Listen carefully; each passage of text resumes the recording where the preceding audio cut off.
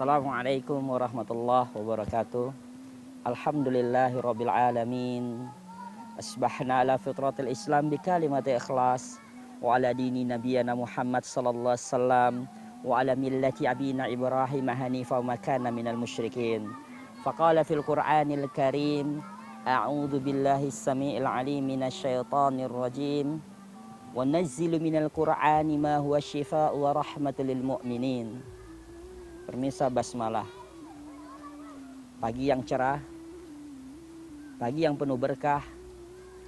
Allah mempertemukan kita lagi dalam kajian keilmuan, dalam kajian kesehatan, bagaimana Al-Quran, bagaimana hadis berbicara untuk hidup sehat.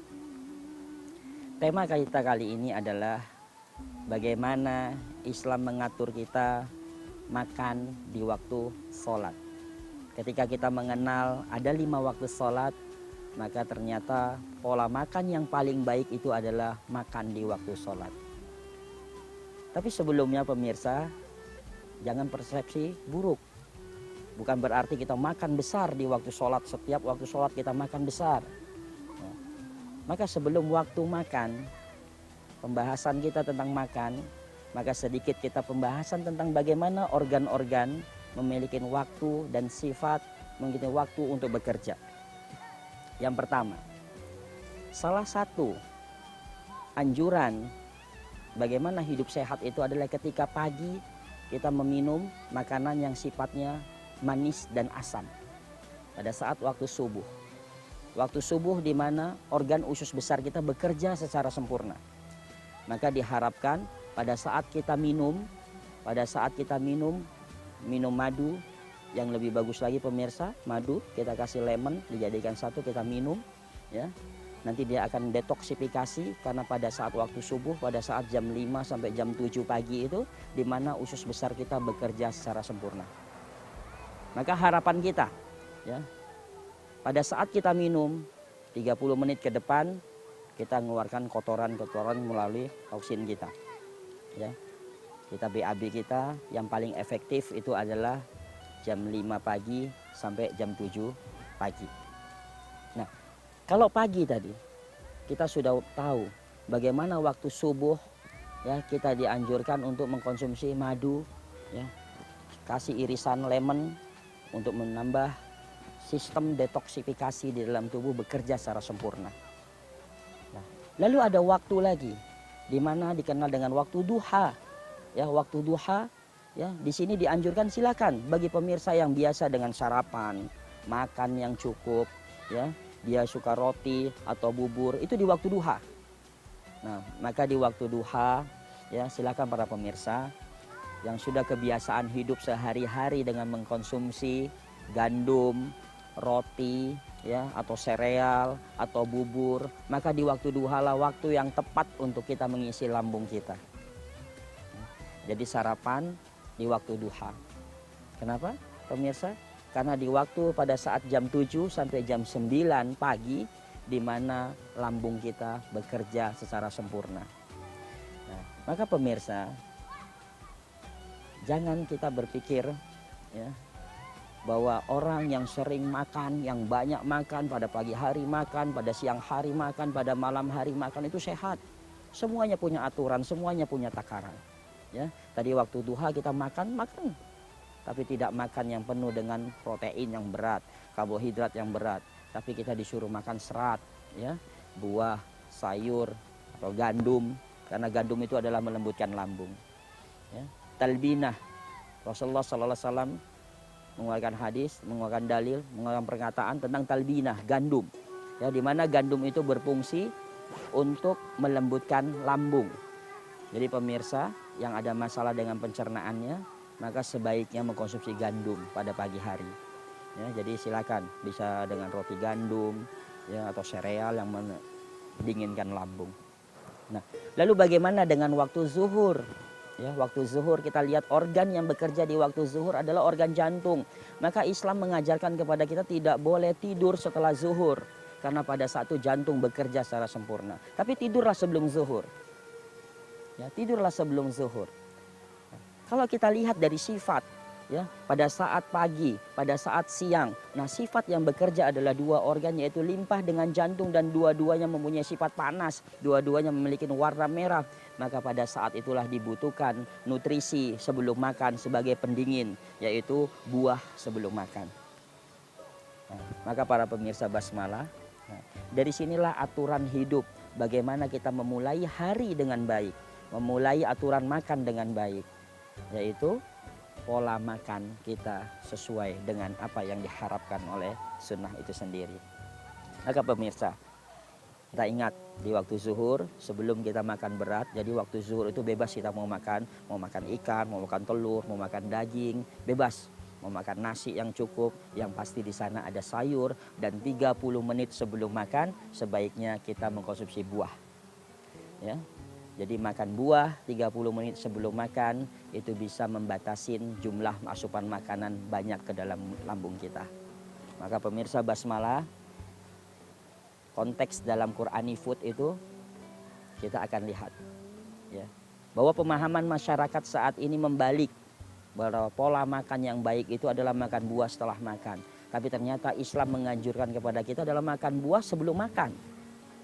Ya. Islam menganjurkan kepada kita kumur-kumur sebelum makan dan kumur-kumur setelah makan. Maka dalam konteks Qur'ani food tadi ingat, kita boleh makan berat, makan lengkap, makan besar itu di waktu zuhur, dengan satu catatan, makan buah dulu sebelum makan. Lalu kita berbicara di waktu asar. Ya pemirsa, waktu asar kita tidak dianjurkan untuk makan yang berat. Ya, waktu asar kita tidak dianjurkan makan yang berat.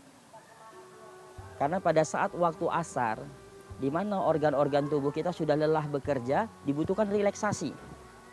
Dibutuhkan fresh, untuk tenang, diwaktukan untuk istirahat. Maka di waktu asar dianjurkan kita untuk meminum jus. Ya, jus yang menyegarkan, jus buah-buahan. Ya, buah-buahan yang memiliki antioksidan yang bagus, buah-buahan yang murah yang ada di sekitar kita. Ya, kita bisa makan pepaya, silahkan, ya, untuk membersihkan lambung kita dari kotoran. Ya, kita bisa minum jus yang sederhana, jus jambu, jus yang mangga, atau jus yang mudah yang kita dapatkan. Tapi ingat pemirsa, kajian yang lalu pernah kita angkat bahwa minum jus harus berdiri sendiri, tidak boleh dibarengi dengan susu. Ya, jadi jus akan bekerja secara baik ketika dia berdiri sendiri, tidak bareng dengan susu. Ya, jadi bukan hanya nikmat di lidah kita, bukan nikmat di lisan kita, tapi bagaimana manfaat di dalam tubuh kita. Nah, maka waktu asar adalah waktu di mana ginjal kita bekerja, pemirsa. Di mana sumsum tulang belakang diproduksi, pemirsa. Ya, di waktu ketika setan berkeliaran ketika menjelang maghrib. Ya, disitulah banyak dalil-dalil tentang waktu asar untuk membaca doa-doa perlindungan dari kesehatan. Ya, terhindar dari penyakit dibanyak baca ketika asar. Maka ketika Rasulullah SAW ada seorang yang sakit jiwa, Rasulullah menterapinya setiap pagi dan setelah asar menjelang maghrib. Nah, maka dari sini satu pembelajaran yang berharga yang kita ambil pemirsa ketika di waktu asar. Ya, bagaimana yang selama ini kita mengajarkan anak-anak kita untuk menghafal, untuk belajar, itu di waktu malam. Nah, kita melupakan masa emas di waktu asar. Kita melupakan masa istimewa di waktu asar. Ketika sumsum itu diproduksi pemirsa, maka pada saat itulah daya hafal, daya ingat anak-anak kita itu lebih sempurna. Maka Al-Quran maupun hadis, ya, Rasulullah SAW, ya, maaf pemirsa Basmalah, bukan Al-Quran, tapi Rasulullah SAW melarang kita untuk tidur setelah asar. Ya, Rasulullah melarang kita untuk tidur setelah asar. Karena apa? Orang yang tidur setelah asar maka mereka seperti orang gila. Mereka bingung karena asupan oksigen ke otaknya tidak sempurna. Sumsum tulang belakang pada saat diproduksi tidak sempurna. Maka orang itu bingung. Dia bingung ketika bangun, apakah ini malam atau pagi. Nah, maka pemirsa, waktu asar adalah waktu yang tepat.